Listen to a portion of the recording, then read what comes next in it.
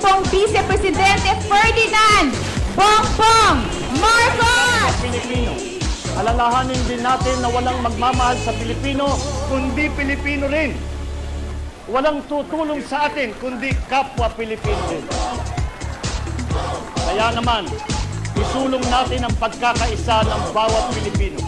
Isang bansa, isang diwa, isang na tayo'y Pilipino na handang magsakripisyo alang-alang sa pagkakaisa ng ating bayan.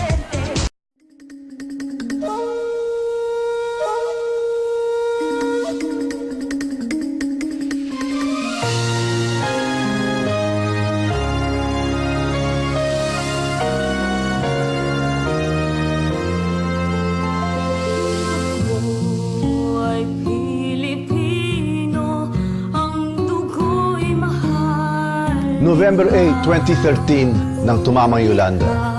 Maraming nagdusa at marami rin ang binawian ng buhay. Hindi natin iniwan ang ating mga kababayan at daglian tayong tumugon sa pamamagitan ng sapat na paghahanda, malinaw na komunikasyon, agarang pamamahagi ng tulong at paghain ng mga kinakailangang batas.